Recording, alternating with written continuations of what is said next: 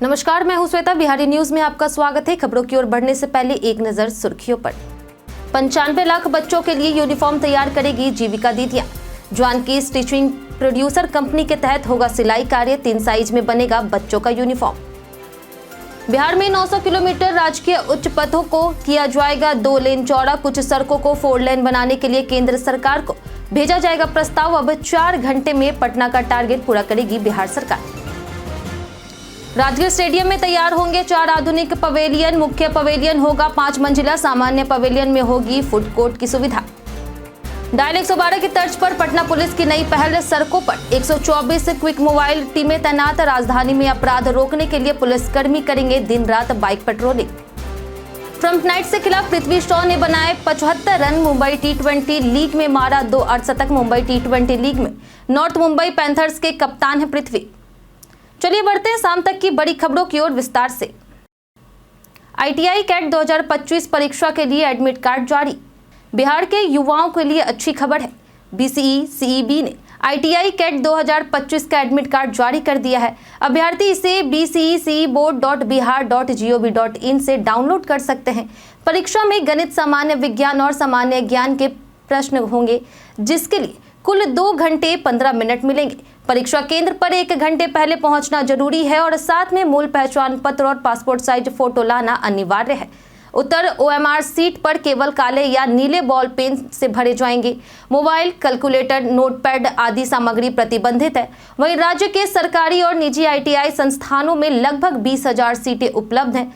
जुलाई से काउंसलिंग शुरू होगी। ITI पाठ्यक्रमियों की मांग बढ़ी है और क्योंकि इंडस्ट्री को कुशल टेक्नीशियन की जरूरत है और प्रशिक्षण पूरा करने के बाद बेहतर रोजगार और सैलरी मिलने की संभावना रहती है। 95 लाख बच्चों के लिए यूनिफॉर्म तैयार करेगी जीविका दीदियां। बिहार के 1,15,000 आंगनबाड़ी केंद्रों में 3 से 6 साल तक के 95 लाख बच्चों को यूनिफॉर्म दिए जाएंगे, जिन्हें राज्य की 30 से 35,000 जीविका दीदियां तैयार करेगी। इसके लिए 1 करोड़ मीटर कपड़े की आवश्यकता होगी और निविदा जारी कर दी गई है। जॉन की स्टिचिंग प्रोड्यूसर्स कंपनी के तहत सिलाई कार्य होगा, जिसमें अब तक 15,000 दीदियां जुड़ी है। सभी दीदियों को प्रशिक्षण दिया जाएगा ताकि यूनिफॉर्म में त्रुटि ना हो। यूनिफॉर्म 3 साइज 22, 24 और 28 में बनेंगे। पूरी प्रक्रिया की निगरानी के लिए जीविका द्वारा नया सॉफ्टवेयर तैयार किया जा रहा, जिससे सिलाई की प्रगति, भंडारण और वितरण की ट्रैकिंग की जाएगी। वहीं नवंबर तक सभी बच्चों को यूनिफॉर्म उपलब्ध कराने का लक्ष्य है, जिससे समय पर और गुणवत्तापूर्ण वितरण सुनिश्चित हो सके। राजगीर स्टेडियम में तैयार होंगे 4 आधुनिक पवेलियन। राजगीर में बन रहे विश्व स्तरीय क्रिकेट स्टेडियम में मोकामा की काली मिट्टी से तैयार 7 पिचों पर जल्द ही क्रिकेट मुकाबले होंगे। चिकनाई वाली इस मिट्टी को क्रिकेट के लिए आदर्श माना जाता है। शेष 6 पिच पुणे की लाल मिट्टी से बनाई जाएगी। स्टेडियम में कुल 38,910 की क्षमता वाले 4 पवेलियन बनाए जाएंगे, जिसमें 2 सामान्य और 2 विशेष होंगे। मुख्य पवेलियन 5 मंजिला होगा, जिसमें खिलाड़ियों, अंपायर, मीडिया और VIP के लिए अलग अलग सुविधाएं होंगी, जैसे जिम, स्पा, फिजियो रूम, चिकित्सा केंद्र, ऑपरेटिंग बॉक्स और पैच और कमेंट्री रूम। सामान्य पवेलियन में फूड कोर्ट, लिफ्ट और शौचालय की व्यवस्था होगी। वहीं ग्राउंड के माध्यम में लाल और काली मिट्टी की पिचें बनाई जा रही। पिच पर घास उगाई जा रही है ताकि खेल के लिए आदर्श परिस्थितियां तैयार की जा सके। श्रावणी मेले को लेकर के कई प्रमुख रूटों पर चलेगी विशेष ट्रेनें। रेलवे ने 11 जुलाई से शुरू होने वाले श्रावणी मेले की तैयारियां शुरू कर दी है। भागलपुर, सुल्तानगंज, देवघर और जसीडीह के लिए स्पेशल ट्रेनों में 1 लाख से ज्यादा सीटें उपलब्ध कराई जाएगी। श्रद्धालुओं की सुविधा के लिए सुल्तानगंज में ट्रेनों का 5 मिनट तक ठहराव होगा। सुरक्षा के लिए RPF जवानों को बॉडी वार्मर कैमरे से लैस किया गया है ताकि संदिग्ध गतिविधियों की निगरानी हो सके। अजगैबीनाथ धाम घाट पर LED स्क्रीनिंग लगाई जाएगी, जो ट्रेनों की जानकारी देगी। कई प्रमुख रूटों पर विशेष ट्रेनें चलेगी, जिनमें जयनगर आसनसोल, रक्सौल देवघर, गया मधुपुर, पटना मधुपुर शामिल है। वहीं DRM मनीष कुमार गुप्ता की निगरानी में सुरक्षा और सफाई व्यवस्था को सुदृढ़ बनाया जा रहा है। भागलपुर स्टेशन निदेशक उत्पल शर्मा को विशेष जिम्मेदारी दी गई है। इस योजना की पूरी रूपरेखा रेलवे बोर्ड को भेज दी गई है। बिहार में 900 किलोमीटर राजकीय उच्च पथों को किया जाएगा 2 लेन चौड़ा। बिहार में लगभग 900 किलोमीटर राज्य के उच्च पथों को कम से कम 2 लेन चौड़ा किया जाएगा, जबकि कुछ सड़कों को 4 लेन में विकसित करने के लिए केंद्र सरकार को प्रस्ताव भेजा जाएगा। इसके लिए करीब 10,000 करोड़ रुपए खर्च होने का अनुमान है। राज्य की सड़क लंबाई 2005 में 14,468 किलोमीटर थी, जो अब बढ़कर के 26,081 किलोमीटर हो गई है। राज्य सरकार का लक्ष्य है कि 2027-28 तक राज्य के किसी भी कोने से पटना 4 घंटे में पहुंचा जा सके। इसके लिए सिंगल और इंटरमीडिएट लेन वाली लगभग 1/4 स्टेट हाईवे को 2 लेन में चौड़ा किया जाएगा। साथ ही पैदल चलने वालों की सुरक्षा के लिए प्रमुख सड़कों पर फुट ओवर ब्रिज बनाए जाएंगे, ताकि सड़क दुर्घटनाओं में कमी आए और यातायात सुगम रहे। बिहार पुलिस बहाली में 33,000 आवेदन हुए रद्द। बिहार पुलिस में 19,838 सिपाहियों की भर्ती के लिए 17 लाख से अधिक आवेदनों में से केंद्रीय चयन परिषद ने 33,042 आवेदन रद्द कर दिए हैं। इनमें से 20,944 आवेदन अभ्यर्थियों ने स्वयं त्रुटियों के कारण रद्द हुए हैं, जबकि 10,947 आवेदन अंतिम रूप से सबमिट नहीं किए गए। 1,155 आवेदन में जेंडर, फोटो और हस्ताक्षर जैसी गड़बड़ियां थी। वहीं कुछ आवेदनों को डुप्लीकेसी के कारण रद्द किया गया। भर्ती प्रक्रिया 2 चरणों में होगी। पहले लिखित परीक्षा, फिर शारीरिक दक्षता परीक्षा, जिसमें दौड़, गोला फेंक और ऊंची कूद शामिल होगी। लिखित परीक्षा में सफल अभ्यर्थियों की संख्या रिक्तियों के 5 गुना होगी। इस भर्ती प्रक्रिया को बिहार विधानसभा चुनाव से पहले पूरा करने की योजना है। वहीं लिखित परीक्षा का कार्यक्रम जल्द घोषित होने की उम्मीद है। पटना में कोरोना के 8 नए मरीज मिले। बिहार की राजधानी पटना में रविवार को कोरोना के 8 नए मामले सामने आए, जिससे कुल संक्रमितों की संख्या 60 हो गई है। इनमें से 39 सक्रिय मरीज हैं और 21 पूरी तरह से स्वस्थ हो चुके हैं। नए संक्रमितों की पहचान नेवरा, दानापुर, दीघा, राजीव नगर, कुम्हरार और कंकड़बाग से हुई है। 5 मरीजों की जांच निजी अस्पताल और लैब में हुई है, जबकि 2 की जांच एम्स पटना और 1 की NMCH में हुई। संक्रमितों में सर्दी, खांसी, बुखार और सांस लेने में दिक्कत जैसे लक्षण देखे गए। सिविल सर्जन डॉक्टर अविनाश ने बताया कि कोरोना से अब तक किसी की मौत नहीं हुई है। देश में कोविड-19 के उपचाराधीन मरीजों की संख्या 6,133 है, जिनमें केरल सबसे अधिक प्रभावित राज्य है। ज्यादातर मरीजों में हल्के लक्षण हैं और वे घर पर ही ठीक हो रहे। पटना की सड़कों पर 124 क्विक मोबाइल टीमें तैनात। राजधानी पटना में बढ़ते अपराध पर काबू पाने के लिए पटना पुलिस ने 31 थाना क्षेत्रों में 124 क्विक मोबाइल टीमों को तैनात किया है। ये टीमें दिन रात 4 शिफ्टों में bank, petrol pump, jewellery shop और संवेदनशील इलाकों में गश्त करेगी। प्रत्येक टीम में दरोगा और सिपाही होंगे और हर बाइक में GPS और वायरलेस सेट लगे होंगे, ताकि लाइव ट्रैकिंग हो सके। वहीं पुलिसकर्मियों के पास अपराधियों की डिजिटल जानकारी जैसे फोटो, नाम, इतिहास भी होगी। यदि कोई संदिग्ध दिखता है तो तत्काल सत्यापन होगा।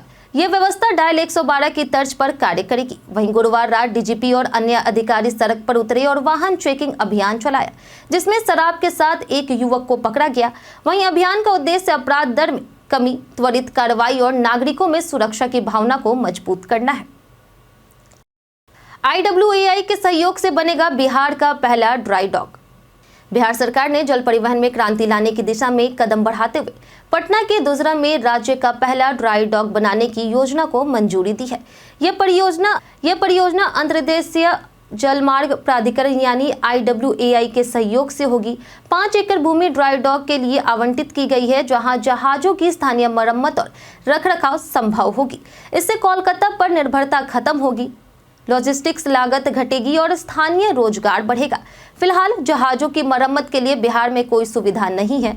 वहीं ड्राई डॉक से जहाजों के निर्माण, मरम्मत और रखरखाव की व्यवस्था सुलभ होगी। यह पहल शिपिंग इंफ्रास्ट्रक्चर को मजबूत करेगी और जलमार्ग व्यापार को बढ़ावा देगी। वहीं राज्य सरकार अगले 2 वर्षों में इसका निर्माण कार्य पूरा करने की योजना बना रही। इससे औद्योगिक विकास और जल आधारित उद्योगों को नया विकल्प मिलेगा। रिश्वतखोरी करते पकड़े गए 3 पुलिसकर्मी। पटना पुलिस पर रिश्वत का दाग एक बार फिर से लगा। धन की मोड़ पर वाहनों से अवैध वसूली करते हुए 3 पुलिसकर्मी, जिसमें एक ASI और 2 सिपाही को गिरफ्तार किया गया। सोशल मीडिया पर वायरल वीडियो में वे वर्दी में पैसे लेते दिखे, जिससे महकमे में हड़कंप मच गया। वहीं जांच के बाद वीडियो की पुष्टि होते ही तीनों के खिलाफ त्वरित कार्रवाई की गई है। वे कई दिनों से वाहन चालकों से अवैध वसूली कर रहे थे। वहीं पटना एसएसपी ने गिरफ्तारों की पुष्टि की है और विभागीय कार्रवाई भी शुरू हो चुकी है। पूछताछ के बाद कानूनी कार्रवाई की जाएगी। यह घटना कानून व्यवस्था पर सवाल खड़े करती है और पुलिस की साख पर गहरी चोट है। वहीं आम जनता का भरोसा भी इससे डगमगा गया है। सरकार भले सुधार की बात करे, पर जमीनी हकीकत चिंताजनक है। पाटलिपुत्रा यूनिवर्सिटी में एडमिशन का आज आखिरी दिन। पाटलिपुत्रा यूनिवर्सिटी में ग्रेजुएशन के रेगुलर कोर्स में एडमिशन के लिए आवेदन की आखिरी तारीख 9 जून है। छात्र ऑनलाइन आवेदन कर सकते हैं और पहले किए गए आवेदन में सुधार भी कर सकते हैं। पहली मेरिट लिस्ट 12 जून को जारी होगी, जिसके आधार पर एडमिशन 17 जून तक होंगे। वहीं नामांकन का वैलिडेशन 18 जून शाम 5 बजे तक होगा। दूसरी मेरिट लिस्ट 21 जून को आएगी। एडमिशन 26 जून तक होंगे और नामांकन 27 जून तक वैलिड हो जाएगी। तीसरी मेरिट लिस्ट 30 जून को जारी होगी। एडमिशन 4 जुलाई से और वैलिडेशन 5 जुलाई को होगा। वहीं चौथी मेरिट लिस्ट 8 जुलाई को आएगी। एडमिशन 12 जुलाई को और वैलिडेशन 14 जुलाई को होगा। नए सत्र की कक्षाएं 15 जुलाई से शुरू होगी। Fees general BC1 BC2 EWS के लिए 600 रुपए और SC/ST के लिए 450 रुपए है। वहीं आवेदन 12वीं पास छात्र ही कर सकते हैं। पूर्णिया में स्कूल के अंदर चल रहे फर्जी थाने का हुआ खुलासा। पूर्णिया के कस्बा में राहुल कुमार शाह ने एक फर्जी थाना बनाकर युवाओं को नकली पुलिस वर्दी और ID कार्ड देकर शराब तस्करी और वाहन जांच के नाम पर अवैध वसूली करवाई। मोहनी पंचायत के मध्य विद्यालय को फर्जी थाना बनाकर शराब तस्करों से रिश्वत ली जाती थी। गेरुआ घाट और गांधी घाट पुल पर चालान काटने का काम छात्रों से कराया जाता था, जिनसे मिलने वाली राशि का एक हिस्सा राहुल रखता था। वहीं गश्ती के लिए वर्दीधारी CNG ऑटो का प्रयोग होता था। हैरानी की बात यह है कि महीनों तक ये फर्जी थाना चलता रहा और स्थानीय प्रशासन को भनक तक नहीं लगी। मुखिया और जनप्रतिनिधियों की संलिप्तता के आरोप हैं। वहीं विधायक आफाक आलम ने निष्पक्ष जांच की मांग की है। कस्बा थानाध्यक्ष ने राहुल की गिरफ्तारी के लिए छापेमारी शुरू कर दी है और उसके परिवार को समर्पण का अल्टीमेटम दिया है। जीतन राम मांझी ने किया 40 सीटों पर चुनाव लड़ने का ऐलान। हम पार्टी के संरक्षक और केंद्रीय मंत्री जीतन राम मांझी ने बिहार विधानसभा चुनाव 2025 से पहले बड़ा ऐलान कर दिया है। वे 40 सीटों पर चुनाव लड़ेंगे और इससे कम सीटों पर कोई समझौता नहीं करेंगे। इस घोषणा से एनडीए की सियासी रणनीति में हड़कंप मच गया है। यह बयान हिंदुस्तानी अवाम मोर्चा सेकुलर द्वारा आयोजित एक दिवसीय बिहार विधानसभा प्रभारी कार्यशाला शिविर में दिया गया। मांझी के बेटे और हम पार्टी के राष्ट्रीय अध्यक्ष संतोष सुमन ने स्पष्ट कहा है कि 40 सीटें ही उनकी मांग है। इस कार्यक्रम में प्रदेश अध्यक्ष अनिल कुमार, बिहार प्रभारी राजेश रंजन और मुख्य प्रवक्ता श्याम सुंदर सहित पार्टी के अन्य वरिष्ठ नेता भी मौजूद थे। मांझी के इस कदम से बिहार के चुनावी समीकरण में बदलाव की संभावना जताई जा रही। तेजस्वी का केंद्र सरकार पर आरोप। महागठबंधन में मुख्यमंत्री चेहरे को लेकर के सस्पेंस अभी तक जारी है। बिहार कांग्रेस के प्रभारी कृष्ण अल्लवड़ू ने कहा है कि तेजस्वी यादव महागठबंधन के सीएम फेस नहीं है, बल्कि वे कोऑर्डिनेशनल कमेटी के अध्यक्ष है। इस बयान पर तेजस्वी ने मीडिया से कहा कि किसी को चिंता करने की जरूरत नहीं है। महागठबंधन मिलकर चुनाव लड़ेगा और समय आने पर सब तय होगा। तेजस्वी ने नरेंद्र मोदी सरकार पर भी आरोप लगाए कि प्रधानमंत्री बनने के बाद संवैधानिक संस्थानों को हाईजैक कर लिया गया। उन्होंने कहा कि चुनाव आयोग चुनाव की घोषणा से पहले भाजपा के IT सेल को जानकारी मिल जाती है। 2020 के चुनाव का जिक्र करते हुए तेजस्वी ने कहा कि चुनाव आयोग ने गिनती रोककर और फिर देर रात गिनती शुरू कर जीत को प्रभावित किया। उन्होंने दावा किया है कि कई उम्मीदवारों को कम मतों से हरा दिया गया। ट्रंप नाइट्स के खिलाफ पृथ्वी शॉ ने 34 गेंदों में 75 रन बनाए।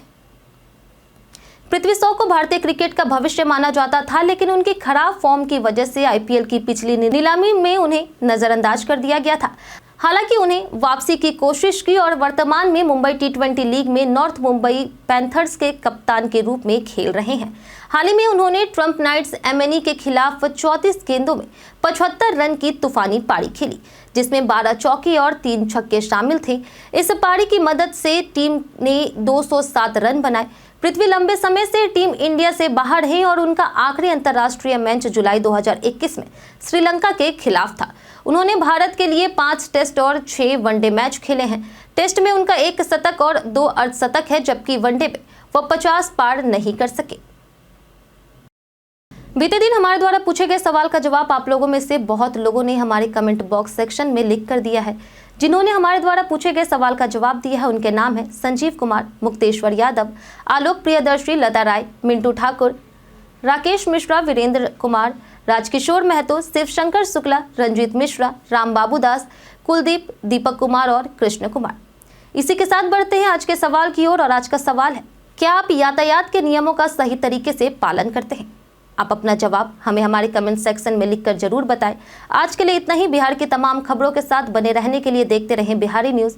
और साथ ही अगर आप यूट्यूब चैनल पर देख रहे हैं तो चैनल को सब्सक्राइब करें और अगर आप फेसबुक पेज पर देख रहे हैं तो लाइक और फॉलो जरूर करें। नमस्कार।